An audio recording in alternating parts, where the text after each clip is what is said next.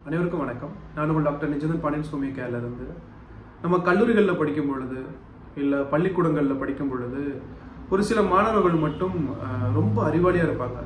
ஆசிரியர் கேட்குற எல்லா கேள்விகளுக்கும் பதில் சொல்லுவாங்க.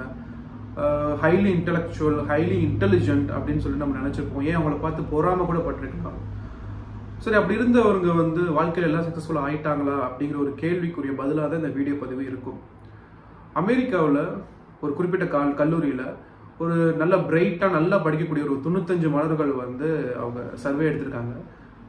தோராயிரமாக ஒரு 20 வருஷம் அவங்களை பின்தொடர்ந்து அவங்க வாழ்க்கை எப்படி மாறுது, எப்படி போயிட்டு இருக்கு அப்படிங்கிற விஷயத்த பார்த்ததில் 95 மாணவர்களில் வெறும் 15 மாணவர்கள் மட்டும்தான் லீடர்ஷிப் குவாலிட்டிஸ், அதாவது ஒரு தலைவருக்கு தேவையான தகுதிகளை வளர்த்துக்கிட்டு வாழ்க்கையில் முன்னேறி வெற்றியாளராக விளங்கியிருக்காங்க. மிச்சம் இருக்கிற 80 பேர்களில் எல்லாருமே ஒரு சாதாரண வாழ்க்கை, ஒரு மாதச்சம்பளம் வாங்கிக்கிட்டு, ஒரு சாதாரணமாக லோன் இஎம்ஐ இந்த மாதிரி வாங்கிக்கிட்டு வாழ்க்கையை ஓட்டுற ஒரு சராசரி ஒரு மனுஷனாக வாழ்ந்துட்டு இருக்காங்க.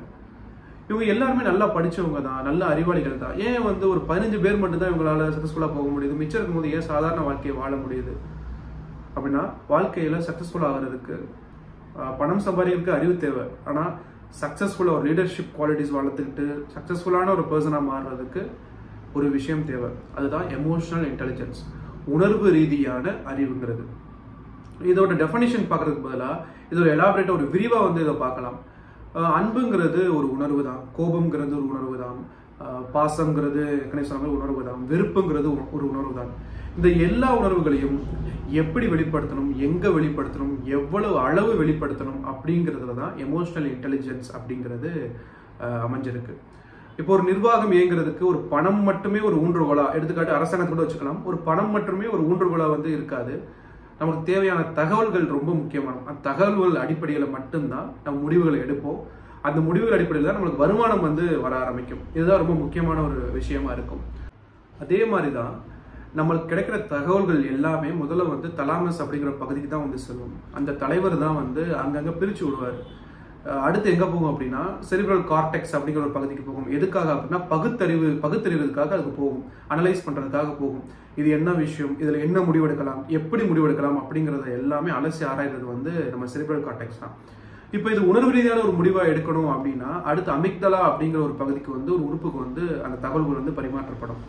அங்கிருந்த உணர்வு ரீதியான முடிவுக்கு இங்கே போகும். எடுத்துக்காட்டுக்கு ஒரு தாய் தன் குழந்தையை அரவணைக்கும் போது அந்த குழந்தைக்கு ஏற்படுற உணர்வு அமிக்தலாங்கிற அந்த உறுப்பு தான் தூண்டப்படுற ஒரு விஷயமா இருக்கு. சரி, இந்த சக்சஸ்ஃபுல்லாக இருக்கிற மனுஷங்க எல்லாமே இந்த உணர்வு ரீதியான முடிவை எடுக்கிறது ரொம்ப ரொம்ப ரொம்ப குறைவு. அவங்க அறிவு ரீதியான உணர்வுகளை தான் ரொம்ப முக்கியத்துவம் கொடுக்குறாங்க. உணர்வு ரீதியான உணர்வுகள் அப்பப்பதான் நம்மளுக்கு தென்படும். அதாவது டெம்பரவரியான ஒரு தற்காலிகமான ஒரு சந்தோஷ தரவு தான் உணர்வு ரீதியான ஒரு முடிவுகளாக இருக்கட்டும். ஆனால் அறிவு ரீதியான உணர்வுகளாக இருந்துச்சு அப்படின்னா ரொம்ப ப்ராக்டிக்கலாக செயல்முறைக்கு ஏற்ற மாதிரி ஒரு முடிவுகளை நம்மளால ஈஸியாக எடுக்க முடியும். இதை எப்படி நம்ம ப்ராக்டிஸ் பண்ணலாம் அப்படிங்கிற ஒரு 2 முக்கியமான ஒரு விஷயத்த நம்ம பார்க்கலாம். மிரர் ப்ராக்டிஸிங்னு ஒன்று இருக்கு. அதாவது கண்ணாடிக்கு முன்னாடி தினமும் காலையில் போய் நின்று உங்களுக்கு தேவையானது என்ன, முக்கியமாக நான் அதிகமாக கோவப்படுவேன் அப்படின்னா நான் பொறுமைசாலின்னு ஒரு 10 தடவை நம்ம சொல்லணும். இப்போ நான் அதிகமான நீங்கள் ஒரு ஸ்கில் டெவலப் பண்ணணும், நீங்கள் அறிவாளி ஆகணும் அப்படின்னா நான் அறிவாளிங்கிற ஒரு 10 தடவை உங்கள் மூளைக்கு நீங்கள் சொல்லிக்கிட்டே இருக்கணும். நான் கோடீஸ்வரன் ஆகணும், பணக்காரன் ஆகணும், நான் பணக்காரன் சொல்லிட்டு மிரரை பார்த்து, கண்ணாடியை பார்த்து, உங்கள் முகத்தை பார்த்து நீங்கள் டெய்லியும் காலையிலையும் இரவுலையும் ரெகுலராக இதை ப்ராக்டிஸ் பண்ணணும். அதுக்கப்புறம் கோபமோ இல்லை யாரையாவது பழி வாங்கணுமோ இல்லை யாரையாவது கடுஞ்சொல் பேசணுமோ அப்படிங்கிறது நினைக்கும் பொழுது என்ன பண்ணுறீங்க அப்படின்னா ஒரு டைரி எடுத்து ஒரு பேப்பர் எடுத்து நல்லா எழுதிருங்க. கடிதம் மாதிரி அவங்களுக்கு என்னென்ன எழுதணுமோ அது உங்கள் மனசில் இருக்க கோபங்கள் எல்லாத்தையும் எழுதிருங்க. அது எழுதி முடிக்கும் போதே உங்கள் மனசில் இது தவறான விஷயங்கள்னு உங்களுக்கே தென்பட ஆரம்பிச்சிடும். ஆட்டோமேட்டிக்காக அது முடிச்சதுக்கப்புறம் கிழிச்சு அதை தூரம் போட்டுருங்க. இது 2 விஷயத்தை ரெகுலராக ப்ராக்டிஸ் பண்ணீங்க அப்படின்னா எமோஷ்னலி இன்டெலிஜென்ட் பீப்புளாக நீங்களும் மாறுறதுக்கு நிறைய வாய்ப்புகள் இருக்குது. ஒரு சின்ன ஒரு சொற்றொடரோட இந்த வீடியோ பதிவை நான் முடிக்கிறேன். நதிகள் எப்பயுமே வளைஞ்சு ஓடிட்டே இருக்கும், ஆனால் அதோட இலக்கை என்றைக்குமே அடைஞ்சிடும். அதே மாதிரி தான் எமோஷ்னலாக இன்டெலிஜென்ட்டாக இருக்கும்போது சில இடங்களில் நம்ம வளைஞ்சு கொடுக்க நேரிடும்.